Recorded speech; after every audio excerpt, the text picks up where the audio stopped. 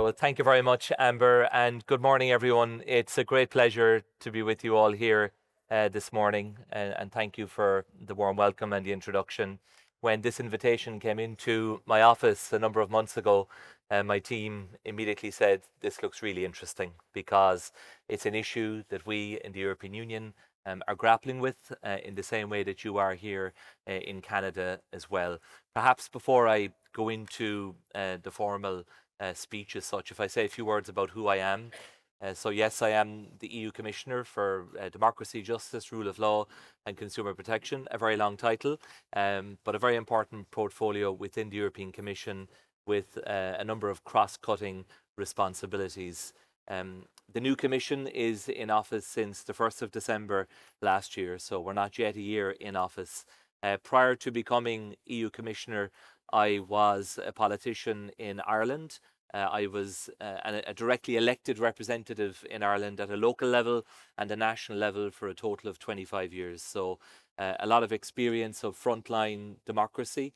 And of course, over that time, I saw the digital governance, the information space changing dramatically. And as a practicing politician, I had to recognize that reality and adapt and evolve and respond to it. So that experience, I think, has been very helpful in shaping my own thoughts and my perspective on this fundamental issue that this conference is focused on over the next couple of days. So I wish you all the very, very best with it, and thank you so much for the opportunity of being here and for setting out the perspective of the European Union on these key issues. In the cloud over Europe and similarly elsewhere, algorithms fuel apathy. Platforms promote polarization and grievances geared up by viral lies and hatred. Across the borders of Europe and similarly elsewhere, elections are interfered with, public discourse is manipulated, and disinformation spreads like wildfire. Today, many are blaming technology for democracy's troubles.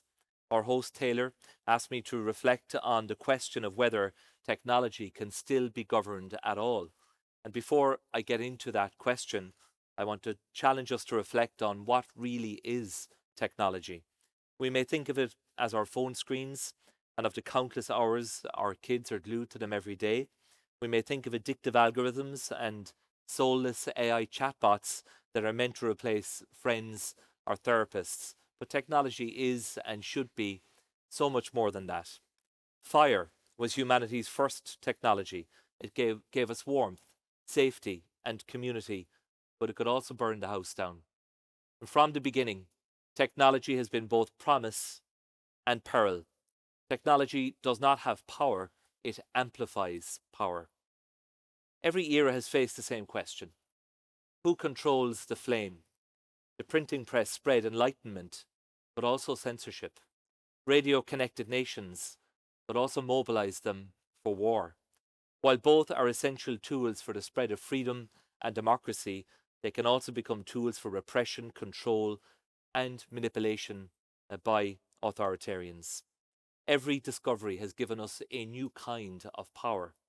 How we handle that power decides whether technology becomes a tool of liberation or indeed of dominance. My message here is simple. We do not have a technology problem. Technology has brought unprecedented progress to humanity, and we must continue to nurture it. Instead, we have a governance problem. Every innovation forces societies to decide if they want to govern technology or to be governed by it. The answer has never been less innovation, but more accountability. Accountability is key to ensuring that technology works for citizens, for businesses, and for consumers. Accountability comes alive through rules. Every consumer who reports a scam, every journalist who exposes corruption or wrongdoing, every citizen who changes the algorithm is already practicing democratic accountability in the digital age.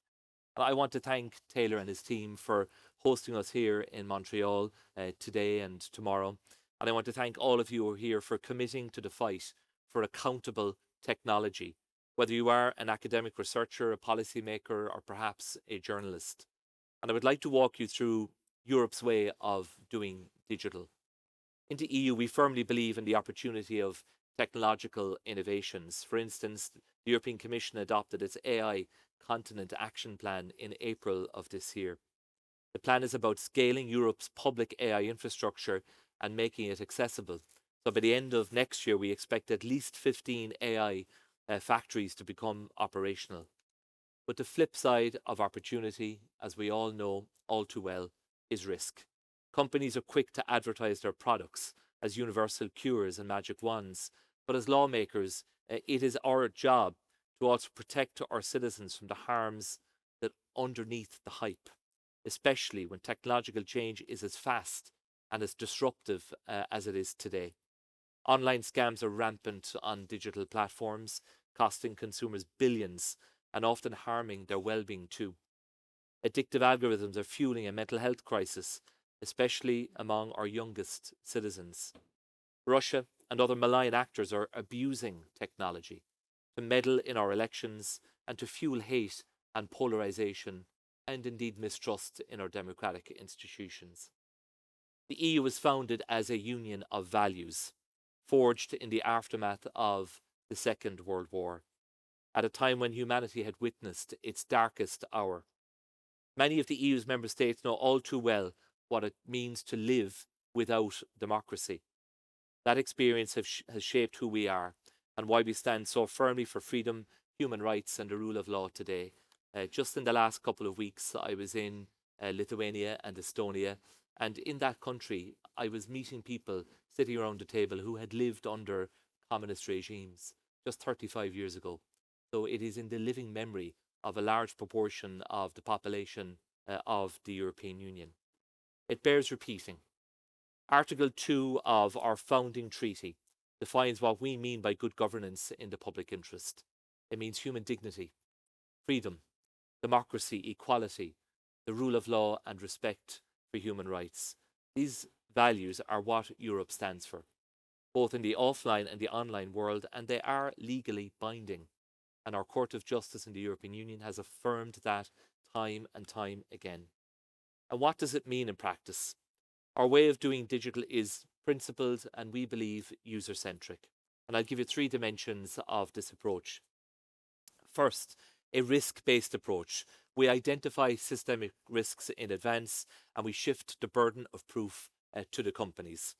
Under the Digital Services Act and the AI Act, those who design systems and take home the profits must also design the safeguards that we rely on. Second, the user-centric approach that I mentioned. We empower citizens and businesses to assert their rights. For example, the Digital Markets Act brings more choice for users and for businesses. The Digital Services Act gives users redress. In Europe, people have the possibility to appeal when their content is taken down by online platforms, and often these appeals are successful, so the material is re-uploaded. So, contrary to the accusation that we are in some way undermining freedom of speech in the European Union, the very tools that we have designed have inbuilt safeguards to protect freedom of speech and freedom of expression in the EU. The only material platforms have a responsibility to remove is illegal content, and we need to continue to explain that point.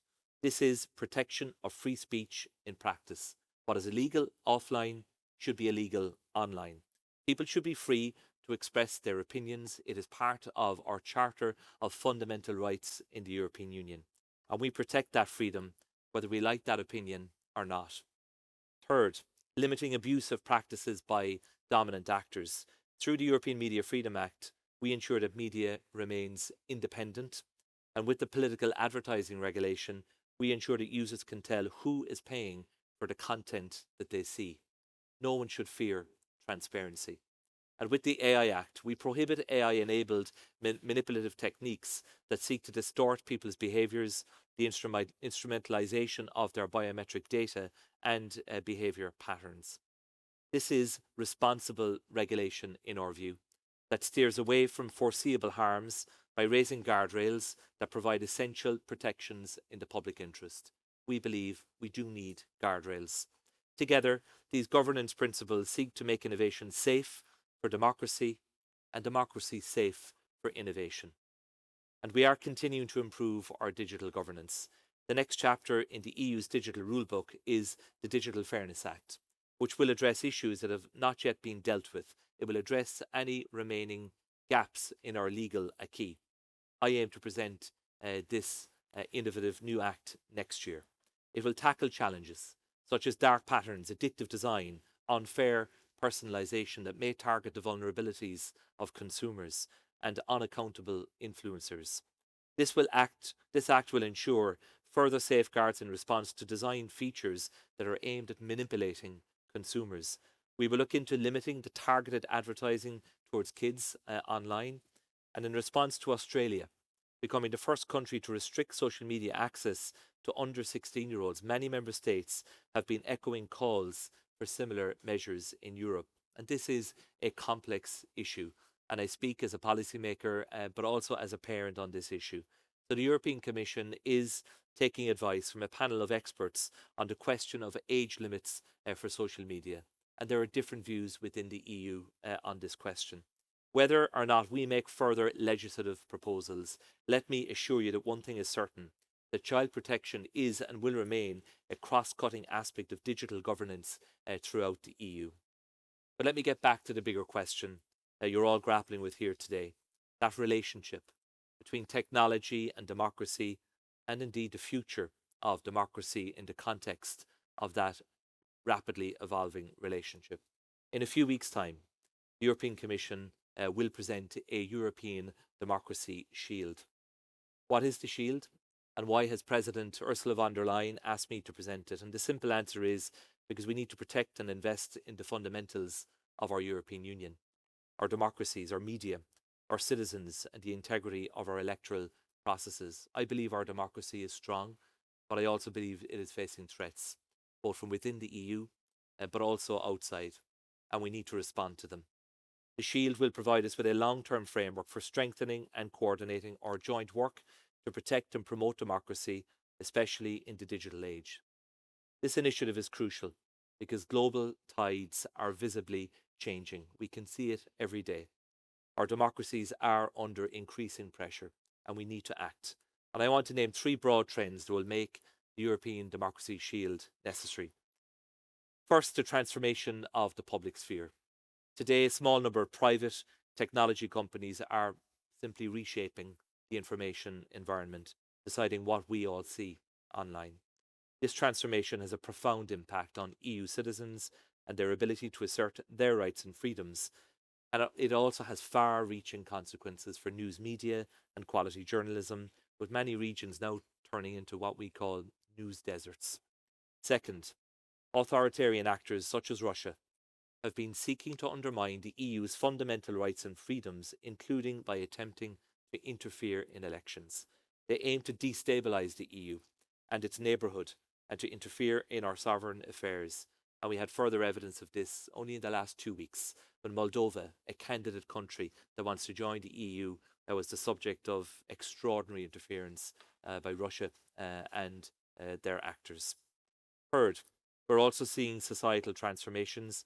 Young people in particular are increasingly disenchanted by democratic values and narratives, too often falling for the allure of extreme voices who seem to offer a sense of belonging and a sense of community.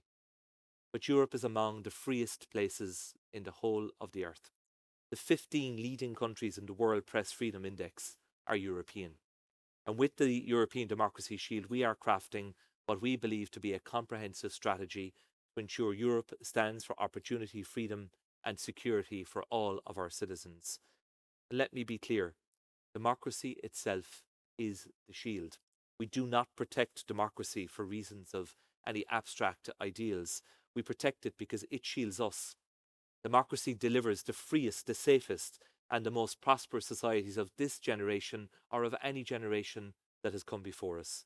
And this is why, to both protect and promote democracy under the shield, we have settled on three fundamental pillars. To reinforce the integrity of that information space that we've just been talking about, to ensure the integrity of elections and to support free media, and to strengthen citizens' participation and societal resilience. All that we want for democracy in the European Union is that when people go to vote, they have the right to do so freely, to exercise their democratic entitlement, and to choose whomever they wish to represent them at a local, national, and indeed at a European level, and that they can do so free from any interference. It will strengthen democratic resilience and boost the EU's collective capacity to detect and counter attacks on our democratic systems, such as FEME and disinformation, so that our democracies remain strong in the face of evolving threats. And it will strengthen public trust in democracy as an overarching aim. It is fundamentally, as I see it, about empowering our citizens and giving them the tools that they need to shape and to express their opinions freely and to participate in the democratic life of their society, starting at a local, a community level, where I believe democracy is at its most powerful and is most active. Engaged, informed, and empowered citizens, free media, and an active civil society are, we believe, the backbone of any democracy. And I want to just give a shout out to Felix Carte, who I know is here this morning, because Felix has kindly and so generously agreed to become an advisor to myself on the preparation of the European Democracy Shield, bringing an extraordinary and invaluable level of experience and expertise, most recently with the Mercator Foundation and indeed through his whole working life. And thank you, Felix, for being willing to be part of this journey on the Democracy Shield. And I am aware that in Canada today, the government is also committed to protecting Canadians from foreign interference, protecting democracy, and ensuring free and fair elections. Its plan to protect democracy is already being rolled out and will continue to address the threats to Canada's democratic institutions and to help keep your democracy here in Canada strong. Engaging with our international partners on like-minded aspects will be a valuable dimension also for us in the Democracy Shield. So to conclude, we're all here today because we believe in democracy. We believe in the power of it. We believe in the value of it. We believe that there is no better alternative. But let us not give up on technology either. Rules are not the opposite of freedom. They enable freedom if they are transparent and they can be challenged. I know that for many of you here today, the fight for accountable technology feels tedious and perhaps at times even may feel hopeless. And you may be wondering, why am I still doing this? The answer is simple: because it is the right thing to do. Together we can make technology work for democracy. Nobody else is going to do it. We have to do it. And as I often say about democracy, it is not a destination, but a daily commitment. It's something which needs to evolve with the times and adapt to the digital revolution and to the wave of innovation that we're currently witnessing. And I want to assure you on behalf of the European Commission that the EU is absolutely steadfast in its commitment to support democracy. It is the best and the only system to guarantee the shared freedoms that those who have come before us have fought hard to win for us, and which we must cherish and guard dearly. So I hope you enjoy the rest of the conference, and thank you so much for giving me the opportunity to set out the perspective of the European Union on this fundamentally important issue. Have a great day.